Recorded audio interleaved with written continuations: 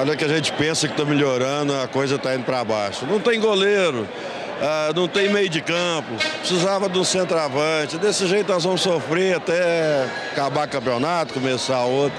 Se não tiver uma providência urgente no Uberlândia, pode fechar as portas. A gente esperava um projeto melhor, né, para a primeira divisão do Uberlândia Esporte. Eu acho que isso é fruto de um mau planejamento, né, do time. Até os atleticanos não esperavam um placar tão elástico já no primeiro tempo. Não, primeiro tempo não, mas time que tem Tardelli e Obina, né, pode esperar tudo. Goleada na certa aí. Eu acho que está muito elástico, só que o time do Uberlândia está meio fraco. Eu acho que falta competência, falta garra no time do Uberlândia. O Uberlândia e Atlético já se enfrentaram mais de 90 vezes. O último confronto foi o ano passado, também pelo Campeonato Mineiro, em Belo Horizonte, no Mineirão. O Galo levou a melhor, 4-0. Parece que a história vai mesmo se repetir. Olha o Obina de novo, aos 6 minutos, marcou o quarto gol. Uberlândia 0, Atlético Mineiro 4. A torcedora do Galo, no meio dos torcedores do Uberlândia, comemorou sozinha, enrolada na bandeira do time. Logo em seguida, aos 10 minutos, o Verdão acordou e diminuiu. Tita, pela esquerda, jogou para Marcelo Regis fazer. Uberlândia 1, Atlético Mineiro 4. 2 minutos depois, Paulo Roberto de carrinho marcou o segundo do Verdão. Uberlândia 2, Atlético 4. Para fechar, Carlos Alberto deu tiro de misericórdia. Verdão 2, Atlético Mineiro 5. E por que o time não seguiu embalado, Paulo Roberto? E infelizmente a gente procurou dar a volta por cima depois, né? Mas agora a gente vai entrar focado do começo ao fim para que não possa acontecer mais isso, que não a gente possa correr atrás do resultado, mas sim o adversário.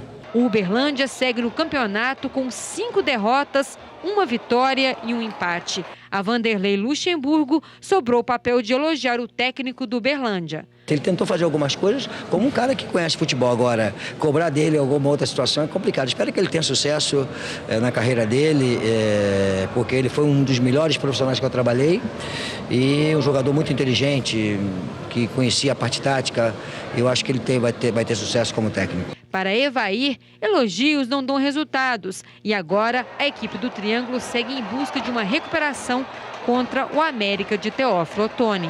Esse é um elogio de uma pessoa que trabalhou junto há muito tempo, né? Então isso não conta, né?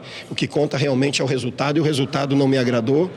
E nós precisamos trabalhar muito mais para que a gente possa melhorar e tirar o time dessa situação. Nós precisamos de um lateral, né? Lateral esquerdo e direito, que nós temos necessidades. Precisamos de um homem de área, que nós temos um meia, né? E os zagueiros, que temos aí praticamente 2 fora, esperamos que a reentrada de um outro.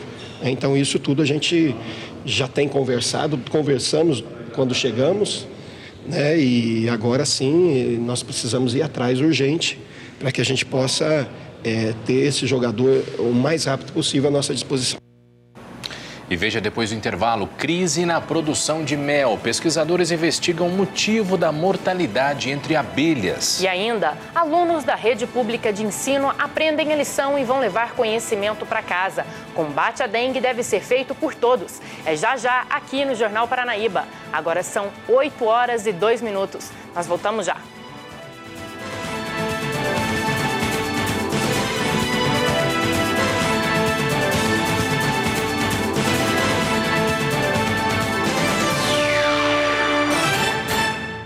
Brasil, um país de todos. Chegou a hora de acertar as contas com o Leão. Começa hoje a declaração do imposto de renda. Quem recebeu no ano passado mais de R$ 17.215 tem que declarar. A Delegacia da Receita em Uberlândia espera mais de 203 mil declarações, 7 mil a mais do que no ano passado.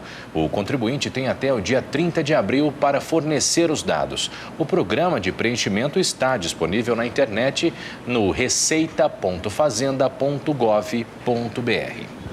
A produção de mel na região passa por crise. Um vírus que pode estar atingindo as abelhas e o excesso de chuva contribuem para o prejuízo dos apicultores. A queda na produção chega a mais de 100 toneladas de mel por ano.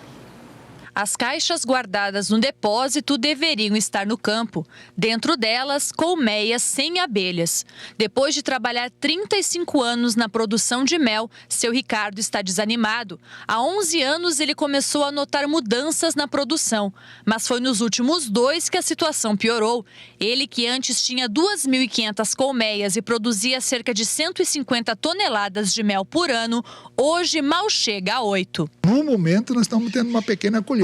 Deu uma boa melhora, mas nós estamos muito preocupados com a atividade, porque faz anos que nós estamos penando, faz 11 anos que a atividade está regredindo e nós não estamos conseguindo achar uma solução que, infelizmente, a sustentabilidade nossa está difícil. A produção na fazenda do seu Alcides também caiu. Nos últimos anos, ele perdeu 600 colmeias. Diz que em 40 anos de experiência, nunca viu nada parecido. Vai diminuindo na caixa, vai diminuindo até que acaba. Aí você chega lá, tem a abelha que está com a caixa cheia de pólen, mel, e acaba, está morta no chão, outras morrem longe da colmeia, outras dentro da colmeia, né? Ao invés de mel, os favos agora têm traças. Os produtores notaram a diminuição no número de abelhas e resolveram pedir ajuda. Há 2 anos, um grupo de pesquisadores do Instituto de Genética e Bioquímica da UFO investiga a mortalidade de abelhas. Além do Triângulo Mineiro, o problema tem se repetido no Tocantins e no interior de São Paulo. Durante a pesquisa, os biólogos encontraram um vírus que pode ser o responsável pela morte dos insetos. Essas abelhas foram recolhidas e foram identificados vírus que causam a atrofia das asas e também um outro vírus que causa um tipo de paralisia na abelha. Então, aquela abelha que vai para o campo para fazer a coleta de néctar, pólen e outros derivados, ela acaba ficando por lá por causa da ação desse vírus. A queda na produção também está relacionada com a quantidade de chuvas na região. A chuva é essencial para a produção de mel, própolis, pólen, só que ela, em excesso, ela prejudica. Por quê? Porque a chuva, ela lava o néctar das flores. Então, esse néctar, ele escorre e a abelha ela não pode sugar o néctar. E também, outro problema da quantidade de chuva é que diminui a quantidade de abelha na colônia, porque a abelha ela precisa de pólen, a chuva lava o pólen. Então não tem como as abelhas levar o pólen de alimento para as larvas delas. Então, com a diminuição de larva, não vai ter uma população alta, a população diminui e não vai ter campeira para coletar o mel. Enquanto a solução não aparece, seu Ricardo teve de improvisar. Como a produção caiu muito, ele está criando galinha e plantando legumes e verduras. Não adianta insistir e persistir numa coisa que você está vendo que não temos um apoio, uma solução desse caso, né? Então, realmente, não é só eu.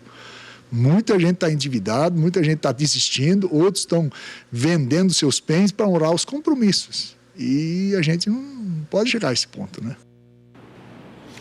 A luta contra a dengue agora nas salas de aulas. Os índices de infestação em todo o Triângulo Mineiro estão acima do que é recomendado pela Organização Mundial de Saúde.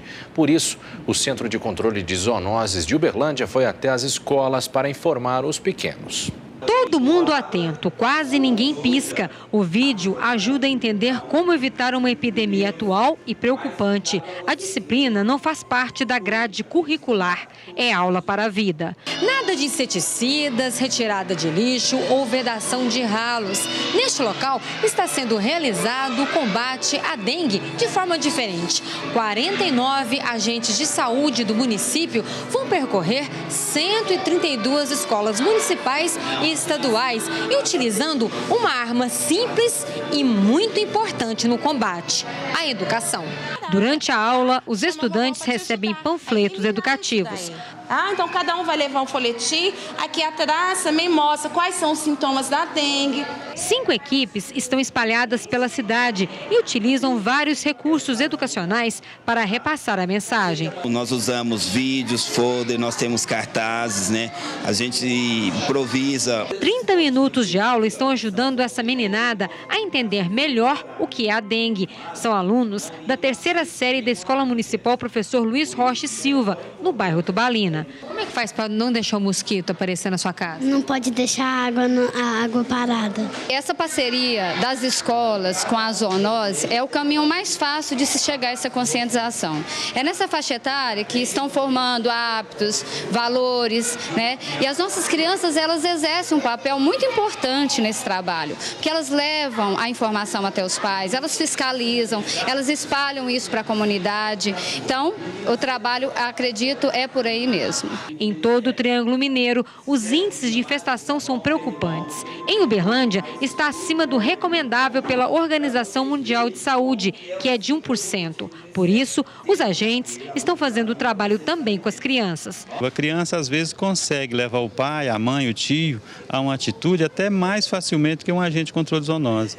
E cria uma consciência, um cidadão um pouco mais informado em relação à saúde preventiva. O Jornal Paranaíba de hoje fica por aqui. Assista agora ao Jornal da Record. Uma boa noite para você e até amanhã. Boa noite, até lá.